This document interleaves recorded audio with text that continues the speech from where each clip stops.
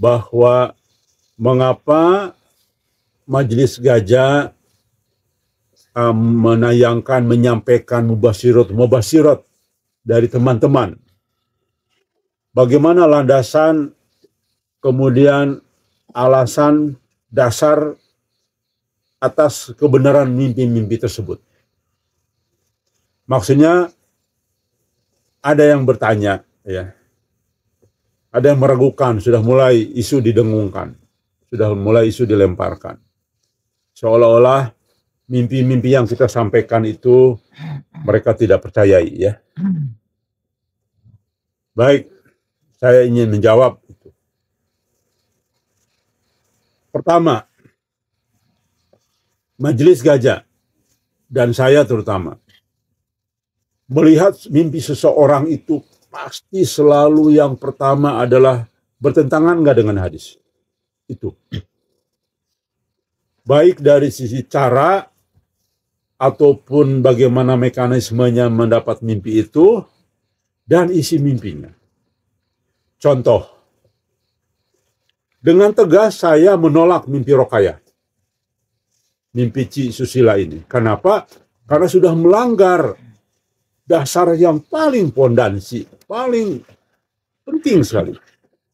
Yaitu semua hadis mengatakan dan juga ulama semua mengatakan tidak mungkin Nabi Muhammad SAW hadir nyata kepada dunia nyata atau dalam keadaan terjaga.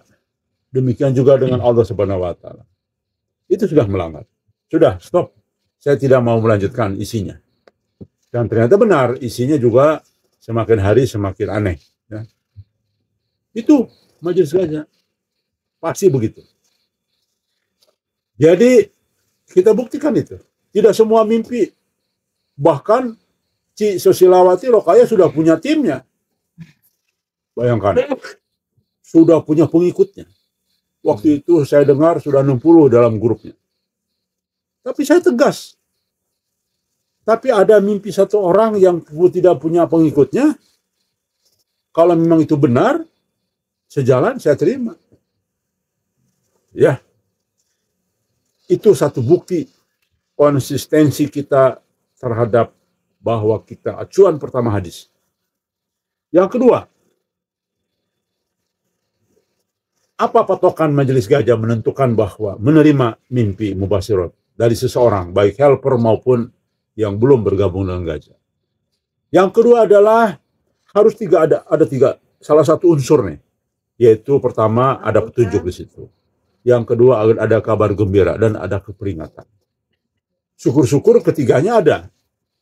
Itu patokan kita, karena ini sesuai hadis.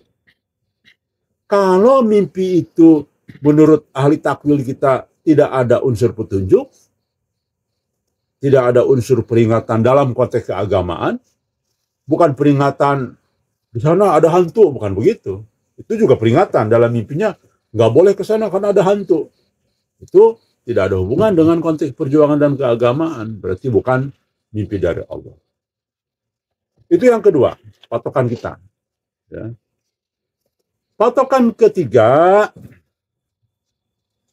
saya melihat mubasyirat dari Muhammad Qasim sendiri. Ingat, Muhammad Qasim mengatakan dalam mimpinya akan ada helper-helper lain, umat Islam lain yang memiliki mimpi, diberikan mimpi oleh Allah Subhanahu wa Ta'ala yang mengagumkan dan sederajat dengan mimpinya. Assalamu alaikum. From Qasim's dreams, they depict his supporters as the most amazing people and the real heroes. In many of his dreams, he sees his companions as people emanating with light, and he sees how Muhammad sallallahu alaihi wasallam is overjoyed with those people. He carries golden papers with their names and their deeds on his blessed chest everywhere he goes. I want to share one of Qasim's dreams with you guys. I was walking somewhere and I knew my destination was the era of peace. And a person meets with me and we were headed in the same destination. Although he was going down the wrong path, I did not say anything to him or force him, but I hinted to him that you are going the wrong way.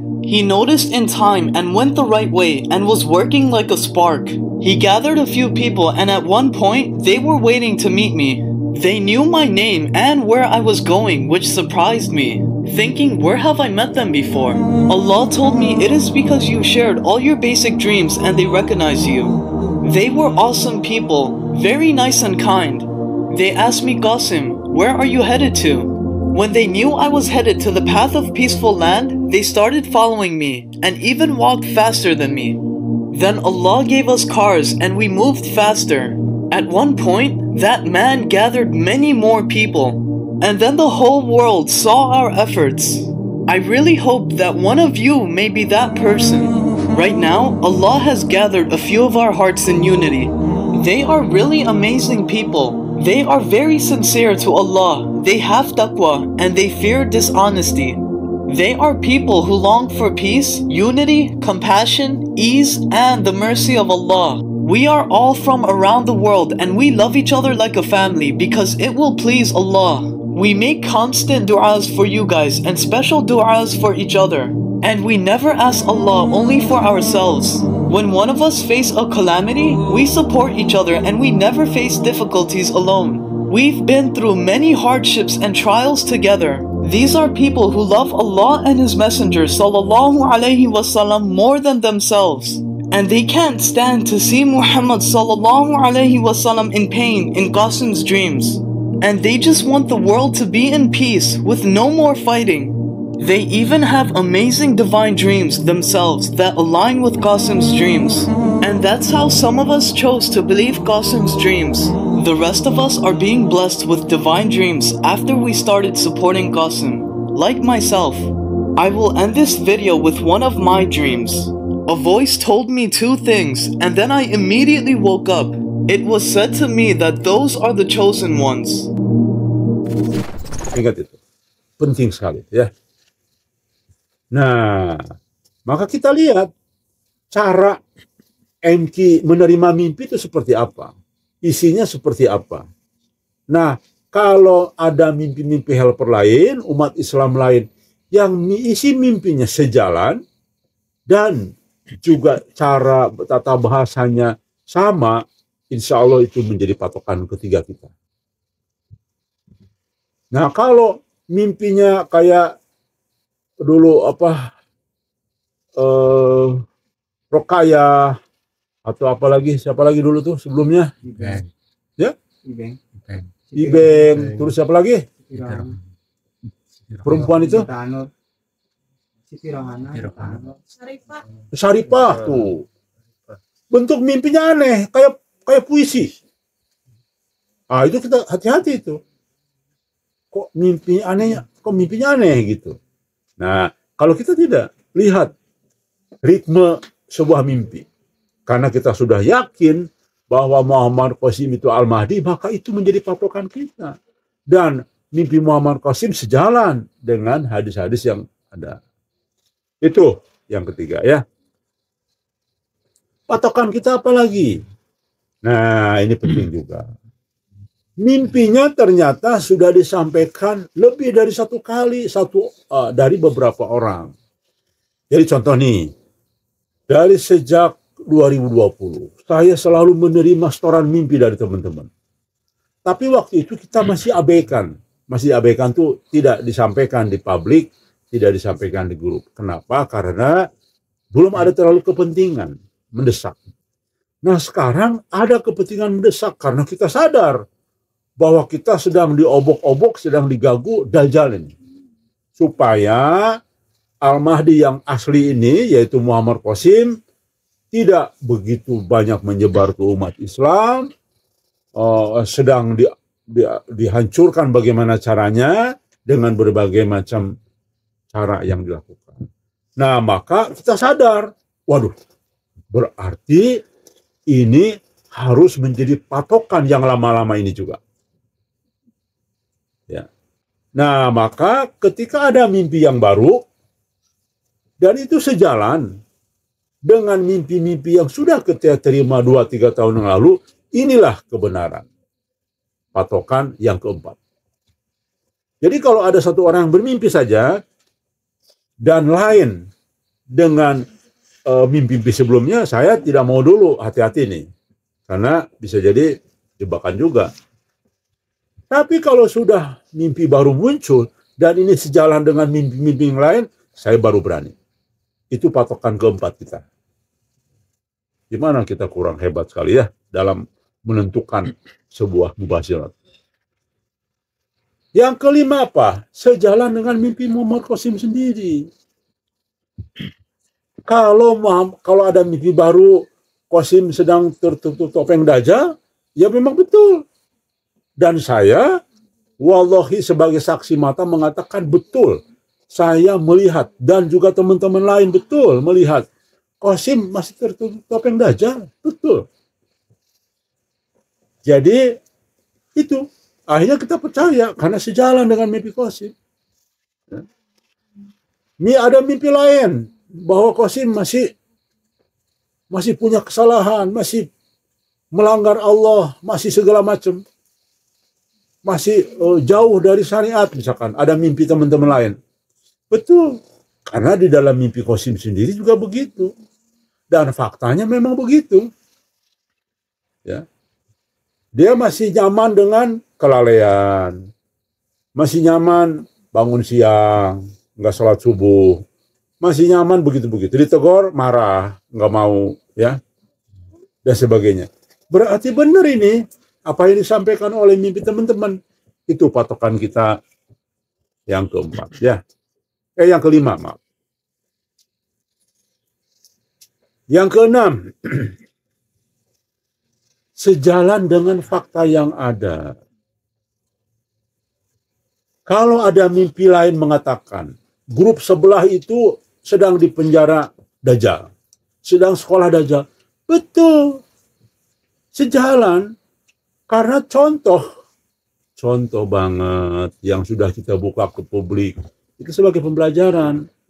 Ya, bagaimana omongan contoh orang-orang di sebelah sana asal bunyi fitnah isinya. Itu hanya 2 saja contoh. Mayoritas begitu semua. Rekan sekalian. Wallahi, demi Allah, saya kalau bohong nih, silahkan Allah mau apain saya. Mau dikutuk selamanya, mau, waduh, pokoknya silakanlah yang terberat dari Allah. Bahwa chat mereka itu saya pegang. Saya membaca chat-chat mereka semua. Ya. Saya tidak publish keluar, kenapa? Karena saya masih menghargai privasi mereka. Hanya saya sampaikan nih kepada teman-teman. Kebanyakan, Masya Allah, ya, isinya melanggar hadis, isinya itu. Contoh ada kalimat-kalimat ini dia, pokoknya harga mati, mimpi MQ saja. Tuh. Pokoknya gak usah mimpi yang lain. Yang pasti benar mimpi MQ. Itu sudah bikin hadis, makanya saya bilang Unidia itu bikin hadis. Dan disepakati oleh semua. Kemudian isinya apa? Fitnah. Ya contoh kan, sudah saya up tuh. Itu saja, tidak jadi kapok-kapok mereka. Bayangin, sampai sekarang nih, chat-chat terbaru mereka itu tetap saja. Tidak kapok-kapok. Itu hebat ya, luar biasa. Cengkeraman Dajjal luar biasa. Sama dengan kita ingatkan, jangan ke kuburan minta-minta. Untuk apa minta-minta nih? Ada hadisnya loh, nggak boleh. Tetap saja. Dahsyat Dajjal itu. Dahsyat memang. Tetap saja. Luar biasa ya. Ngapain ke dukun? Begini-begini. Padahal dia tuh KTP-nya Islam, kadang-kadang sholat juga, tapi masih ke dukun juga. Luar biasa ya.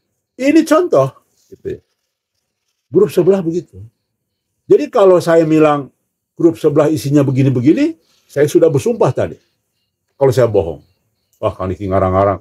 Wallahi, sudah ditunjukkan nih. Ini kepada, nih, di depan saya nih. Sudah diperlihatkan. Ya, bagaimana chat-chat mereka itu. Tapi kita masih menghargai mereka. Ya, tidak saya buka. Ini kalau sudah jadi satu video, bisa ditertawakan orang banyak ini. Bisa dihujat rame-rame itu mereka tuh. Ya. Wah, Kang Diki gimana dapatnya itu? Ya, itulah hacker yang sebenarnya. Oke.